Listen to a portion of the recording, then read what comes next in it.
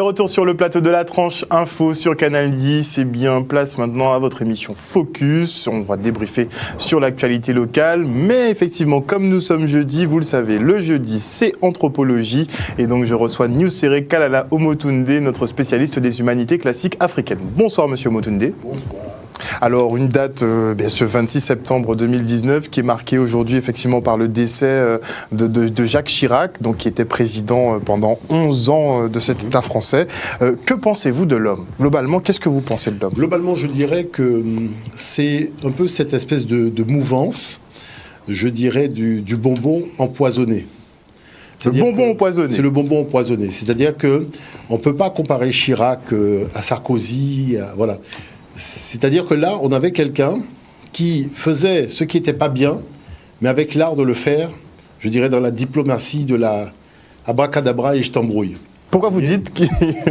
Non, parce que c'est les grands discours humanistes, mais en attendant, on fait les essais atomiques dans le Pacifique, avec tous les problèmes qu'il y a eu. Bon, c'est le grand discours du développement, mais on installe le franc Pacifique. Là-bas. Donc il y a le franc CFA, le franc Pacifique, bon, on organise la colonie, je dirais toujours avec la cellule privée de l'Élysée, et il y a ce grand moment de vérité où il reconnaît que l'Europe a pillé ouvertement les richesses du continent africain. Et qu'à un moment, il va falloir, et lui-même le dit, rendre à l'Afrique ce que l'Europe lui a volé. Et on est en plein dedans, par exemple, avec tout ce qui concerne les pièces que nous avons dans les musées, en Europe, où il va falloir restituer ces pièces. À un moment donné. À l'Afrique. Alors l'argument, c'était de dire, jusqu'à présent, qu'il n'y avait pas de musée en Afrique. Maintenant, il y a des musées en Afrique. Beaucoup de pays se sont équipés. Moi-même, j'ai eu l'occasion de visiter un certain nombre de musées. L'Afrique n'a rien à envier aujourd'hui aux musées qui sont en Occident. Donc, il faut tout simplement rapatrier les pièces.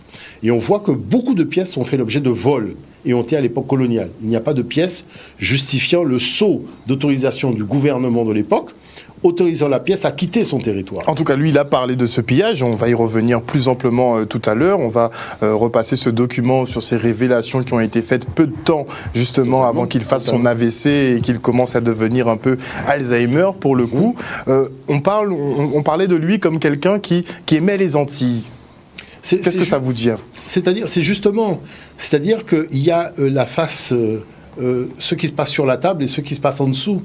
C'est-à-dire qu'il donnait l'impression que ce qui avait de plus important, en tout cas, il n'y avait que ce qui se passait sur la table, alors qu'il y avait beaucoup de choses qui se passaient sous la table. Hein. On pense à l'affaire Elf et toutes ces affaires de détournement de fonds, de la mafia Afrique, de la France-Afrique, des choses qui sont généralement pas belles à raconter et que tous les journalistes français fuient chaque fois qu'il faut aborder le fond des choses. Mais toujours est-il qu'il y avait une différence, en tout cas nette, entre Chirac et Sarkozy. Parce que Sarkozy arrivait, on avait l'impression qu'il arrive avec la mitraillette, il tire sur tout le monde, et il a créé des crispations qui n'existaient pas, je dirais, à un tel niveau à l'époque de Chirac. Et c'est là où on voit quand même que, en une présidence, la notion de relation à l'intérieur d'un pays, à l'intérieur d'un État, ça peut être modifié, mais très rapidement, en fonction de la personnalité et des déclarations que va faire le chef d'État.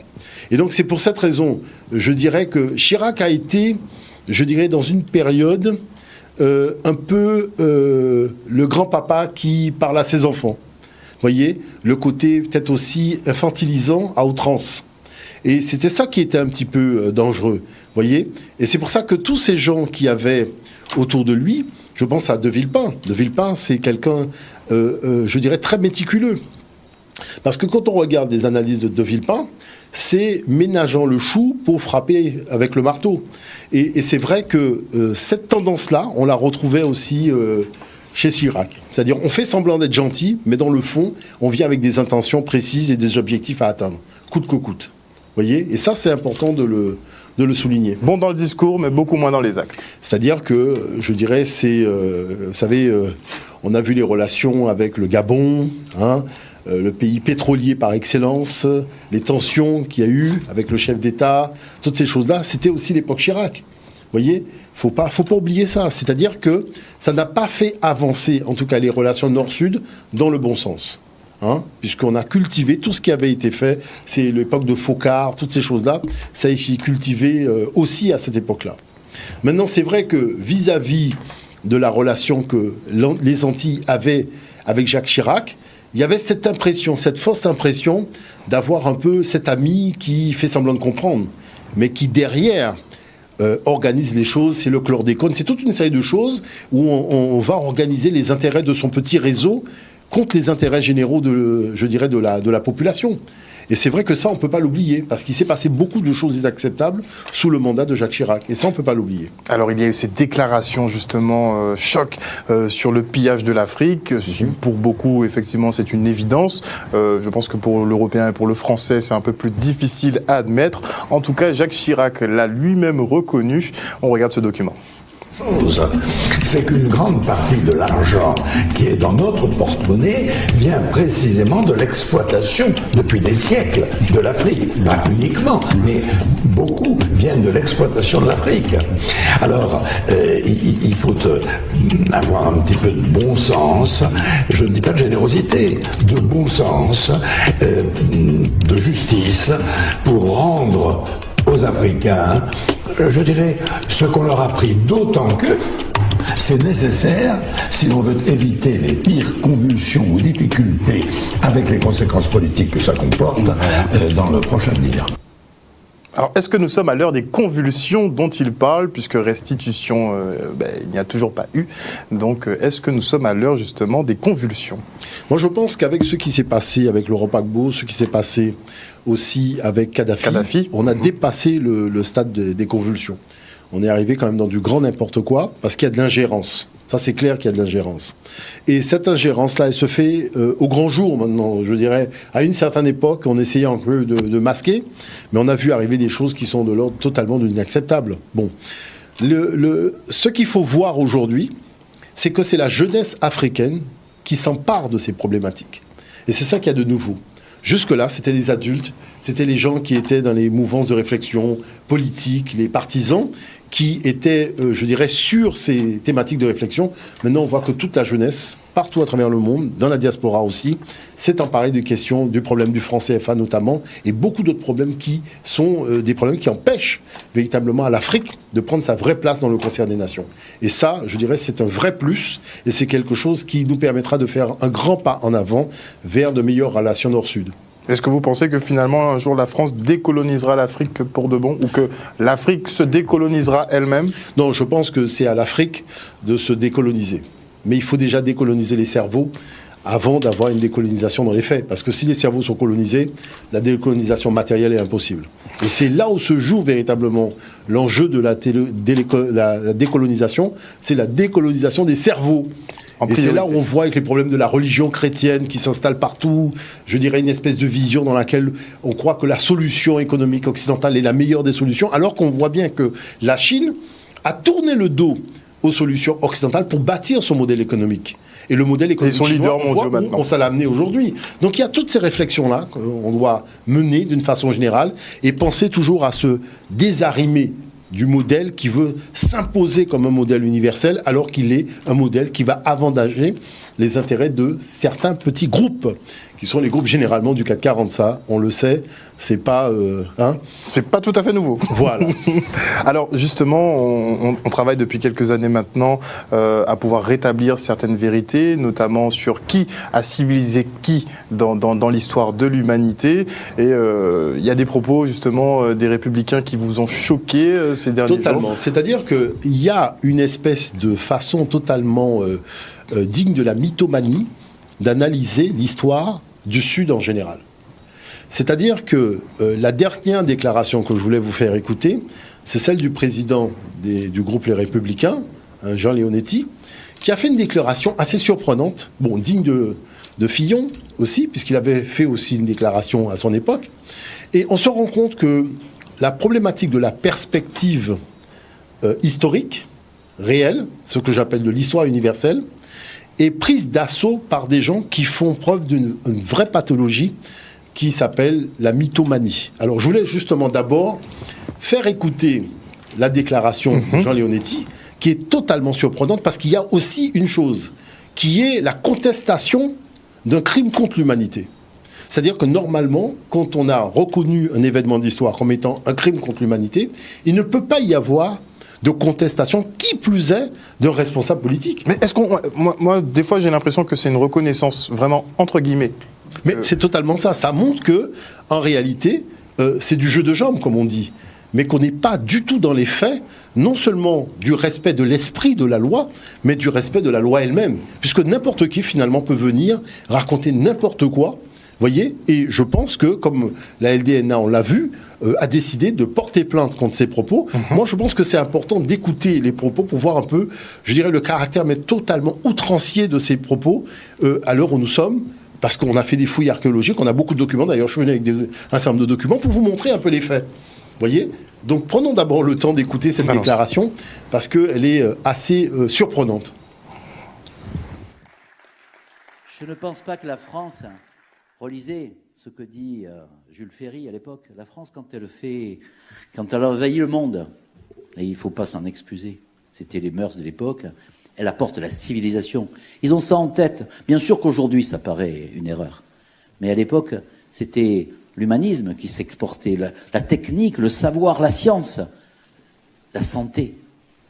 Et peut-être que dans les pays que la France a colonisés, peut-être un peu mieux que les autres, on a traité les personnes qui étaient avec humanité. Mais, en tout cas, ce que je ne pense pas, même si c'était une erreur au regard d'aujourd'hui, je ne pense pas une seconde que c'était un crime contre l'humanité, comme l'a dit le président de la République.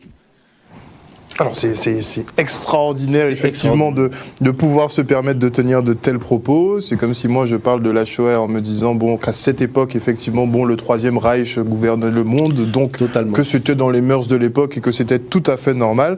Donc ça passe tranquille, et visiblement pour ce monsieur, effectivement, l'esclavage, c'était un peu porter la civilisation des peuples. Oui, on est obligé d'en rire parce que c'est quand même incroyable.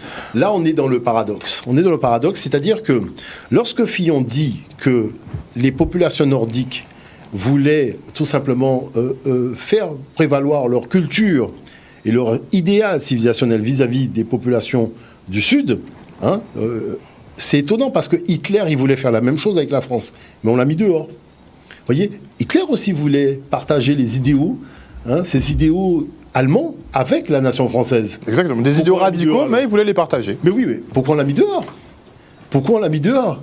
C'est-à-dire que lorsqu'il est venu, il y avait une supériorité technologique allemande par rapport à le niveau de technologie de la France. Mais pourquoi on l'a mis dehors alors ? Pourquoi on l'a mis dehors ? C'est-à-dire que le français, c'est quelqu'un qui est particulièrement, sur ces sujets-là, un mythomane. Un mythomane. Et pour rappeler... Vous pensez qu'il se ment à lui-même ? Prenons la définition, prenons le temps d'écouter ce que c'est que la définition de mythomane. Parce qu'il faut qu'on se comprenne. Sur ces questions-là, il faut qu'on se comprenne. Bonjour, je m'appelle Benjamin Lubzinski, je suis psychothérapeute spécialisé dans les thérapies brèves. Si vous avez la curiosité de taper le mot mythomanie sur Internet, vous trouverez très peu d'articles sur le sujet. Et dans les faits, la mythomanie est un problème assez difficile à traiter et assez peu connu. Qu'est-ce que c'est que la mythomanie ? La mythomanie, c'est une compulsion, c'est une sorte d'obligation que ressentent certaines personnes à mentir. Alors, la personne va plus ou moins croire ses mensonges, mais en tout cas, elle va s'enfermer dans une représentation d'elle-même, souvent très valorisante, et qui ne correspond pas du tout à la réalité. Alors, quelles sont les causes de la mythomanie?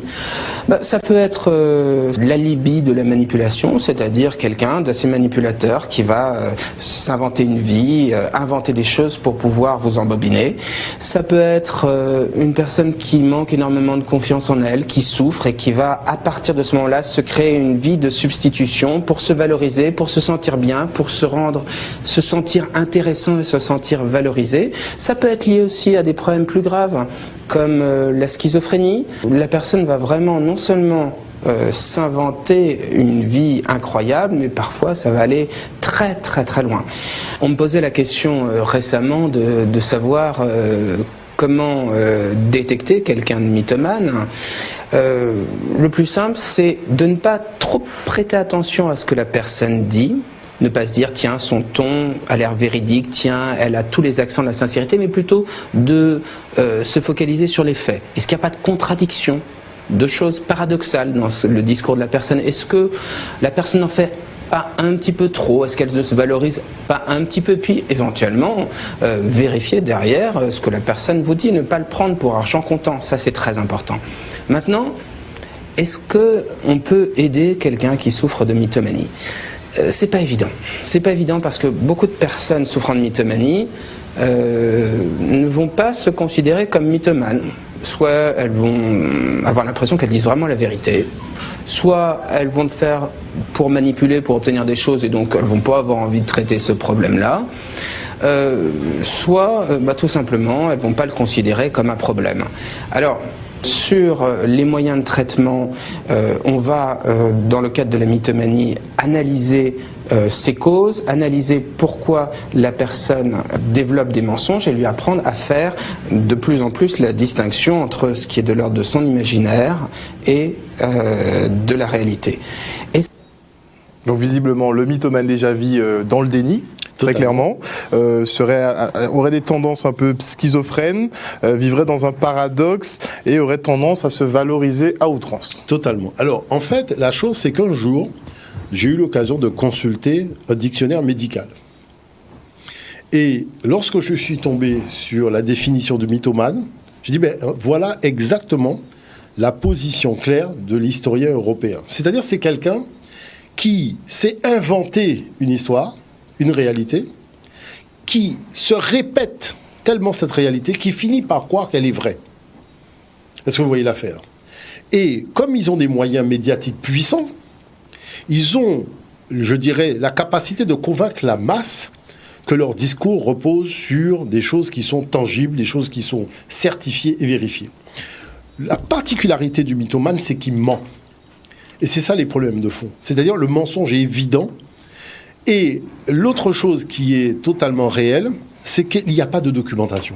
Les gens parlent en l'air, ils racontent des histoires, ils sont dans le monde de Fantomas, la reine Blanche-Neige et les 7 nains, à tel point qu'on a l'impression que Blanche-Neige et les 7 nains, c'est un personnage réel qui a vraiment existé. Vous voyez?